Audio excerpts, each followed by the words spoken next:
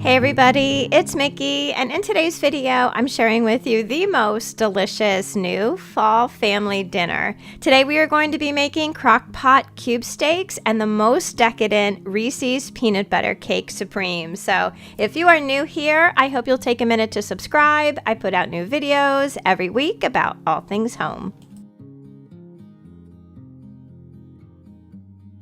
For me, back to school really does signify the beginning of fall, and I am so here for it. I always think that fall brings back family night dinners, and the one I have for you today is perfect to kick off the season. So we are going to be starting off with our Reese's Peanut Butter Cake Supreme because this cake is so much better if you make it the day before you want to serve it. Peanut butter and chocolate is my most favorite combo ever, and I found this recipe on the Al Dente Diva website, and I'll leave a link to it down below for you. She calls it simply peanut butter poke cake, but I'm telling you, this is so good that Supreme has to be in the title somewhere. So what you're going to need for this awesome recipe is you'll need a Devil's Food cake mix. Any type will do. Duncan Hines is always my favorite.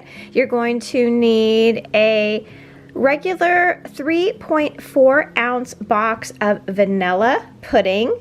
You will need some Cool Whip completely thawed, a container of chocolate fudge frosting. You're going to need about a cup plus of creamy peanut butter, and you are going to need a bunch of Reese's cups that you're going to chop up that you're going to top this cake with. Now, of course, you're also going to need all the ingredients that you would normally use to make a Devil's Food cake, and you're also going to need some milk. I am just going to follow the baking instructions on the back of the box for the Devil's Food cake. The only difference is I like to add milk instead of water. I just think that it gives the cake a little bit more flavor.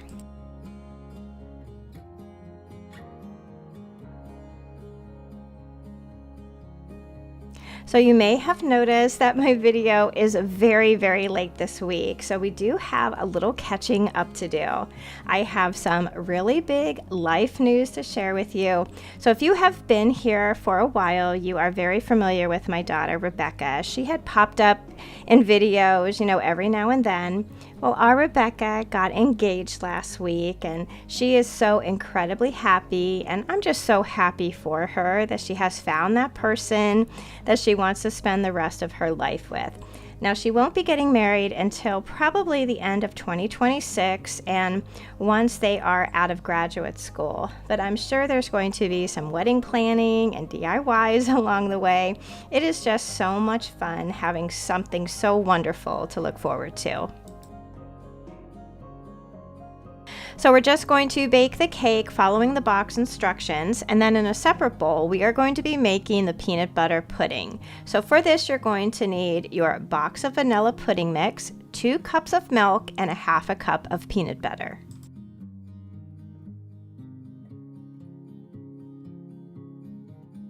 We're going to whip these together using our hand mixer and then just set it aside for a few minutes until it thickens up.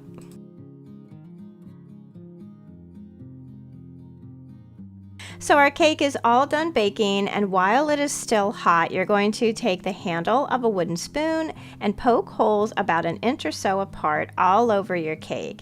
As you can see, the pudding has thickened up quite a bit, so you're going to layer the pudding on top of the cake and spread it out as evenly as possible. Now, since the pudding is a little bit thick, it's going to take a little bit of time for the pudding to soak into the holes.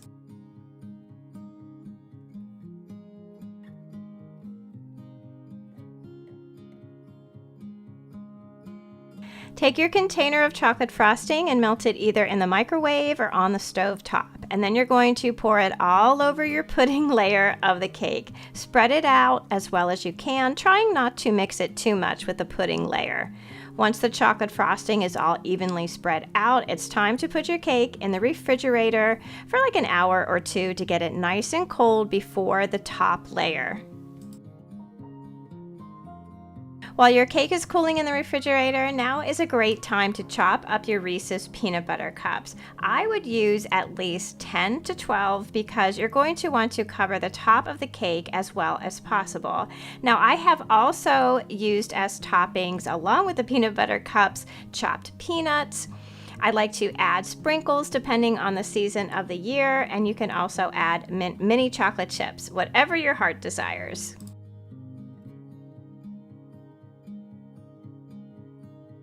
So for the top layer of this cake, you're going to be using an 8-ounce container of Cool Whip, completely thawed, and you're going to mix into it a half a cup of creamy peanut butter. I suggest using your hand mixer for this. It just makes the whole process so much easier.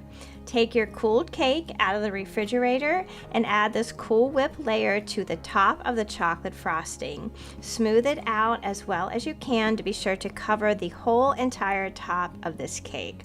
Once it's done, you can use whatever you want to decorate the top, your Reese's cups, your chopped peanuts, sprinkles, whatever you want to use to decorate it. And now this awesome cake is done.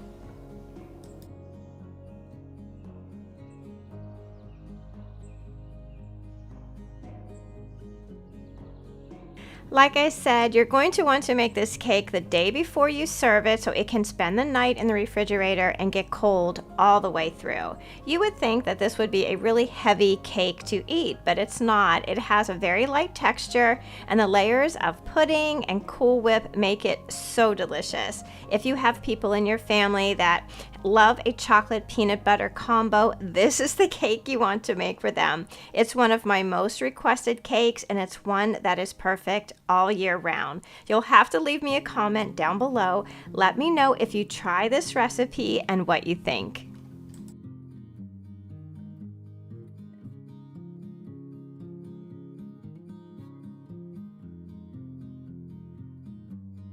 So let's move on to the main event, what we're having for dinner. Now, although I think that Crock-Pot meals are a year-round supper saver, I do really think that they come into their own in the fall and winter. And it can just be difficult to find great recipes to make something new. So when I come across a good one, I just have to share it with you. And this cube steak Crock-Pot recipe is just plain delicious. It's a versatile recipe. You can serve it on top of rice, you can serve it on top of egg noodles, or you can serve it like I did with a side of mashed potatoes and vegetable. So for this recipe, you are going to need, of course, a couple cube steaks. You can use about 2 pounds or so. That usually equals to about 4 steaks. I also have a sliced onion here with a couple sliced white mushrooms. You'll need a packet of Lipton onion soup mix, about a cup of beef broth. You'll also need a bunch of seasonings. I have my garlic powder here. I have Kinder's salt, pepper, and garlic blend, which is really, really good. I have some fresh pepper here. I'm going to be using some Mrs. Dash and, like whatever I have in the cabinet as well. Now later on in the recipe, you are going to need a little bit of cornstarch and water to thicken up our sauce. I placed the cube steaks in my prepared crock pot. I sprayed it first with some non-stick cooking spray. This is where you're going to want to really season these steaks well. I used a combination of the seasonings that I mentioned, plus I added a little bit of dry ranch seasoning mix, a little bit of red pepper flakes, and a couple shakes of Worcestershire sauce.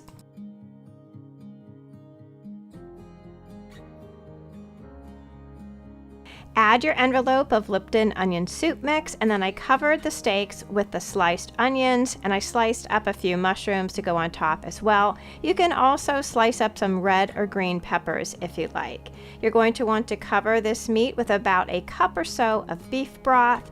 Add your lid, and then you can cook this on low for about 8 hours, but my steaks were sliced a little bit thinner, so I'm going to start off by cooking this on high for an hour and then on low for about 3 hours.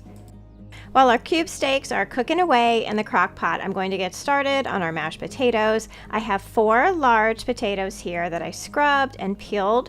I'm going to be cutting them into equally sized chunks and add them to my pot of cold water. I like to put the potatoes in cold water because they usually sit on my stove for a little while before I start to cook them. So the potatoes are all boiled, they are fork tender, and we're going to start to season them. Now my mashed potatoes, I guess, are basically whipped potatoes because I like to use my hand mixer to mash them all up. But before I do, I have some very specific things that I always add to my bowl here. So I'm gonna add a little bit of cream cheese, probably like maybe, I don't know, 1/8 of a block of cream cheese in there. We're going to add a little bit of, yes, ranch dressing, dry ranch dressing mix. I'm going to add a few shakes of minced onion. Minced onion really adds such a great flavor to your mashed potatoes. I'm also going to add some garlic powder because, as you know, garlic powder makes everything taste better. And then of course we're going to add some salt and pepper. I really don't have measurements on this. I just kind of eyeball it because, you know, pretty much every time that I do mashed potatoes, it's a different amount. So it would really be hard to tell you exactly how much to put in there. You just keep adding it until your heart tells you to stop. So I'm also going to put in a pretty good spoonful of butter, and then we are going to start to whip.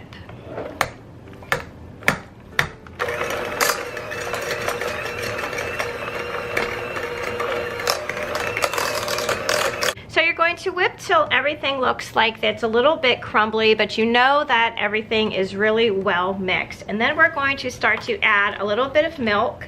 You can add half and half, you can add heavy cream, regular milk. Since I have my half and half here because I used it for our gravy, I'm just going to add a little bit at a time to our potatoes because we want them to have a fluffy texture without looking too wet.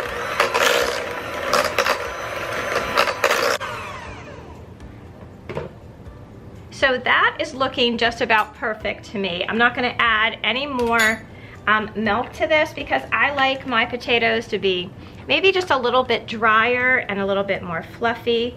As you can see, they are such a great consistency. They're nice and creamy and just perfect. So as we wait for the rest of our dinner to be done, I'm gonna add a little bit of butter to the top here, and we're going to put it back off the heat, but we're gonna sit it on the stove because our stove is still nice and warm. With a little lid on here to keep the potatoes just perfect until we sit down to dinner. So about an hour before your steaks are done cooking, you're going to add a couple tablespoons of cornstarch mixed with a little bit of warm water to make a slurry. Add this to the liquid in your crock pot, mix it around a little bit, add the lid back on, and cook it for another maybe half hour to 40 minutes to allow the gravy to thicken up.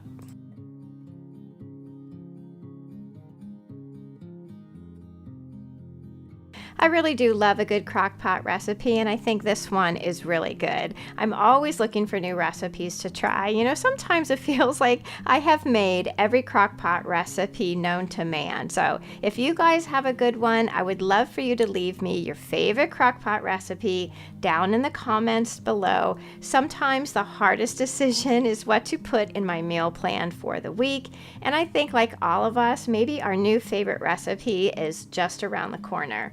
I've served my cube steaks today with a side of mashed potatoes. This is such a perfect combo for me, and I love peas with this meal. They're just very simple. I use canned peas with a very little bit of butter, and they are just delicious. So thank you all so much for watching today and your understanding in my late video upload. Sometimes life can be so wonderful that you just need to take a little bit of a break to be in the moment. Check the description box down below for the recipes that I shared in today's video, and be sure to leave me a comment with your favorite crock-pot recipe. Also, I would love to hear what you would like to see from me this season. Next up is going to be a fall prep video to help us all get our mindset ready for fall. Please join our communities over on Facebook and Instagram at My Bashful Life, and don't forget to subscribe. I'd love to have you all back as part of our YouTube family. So until I see you in that next video, I hope that you love the life that you have, be kind to each other, stay safe, and I'll see you again soon. Bye!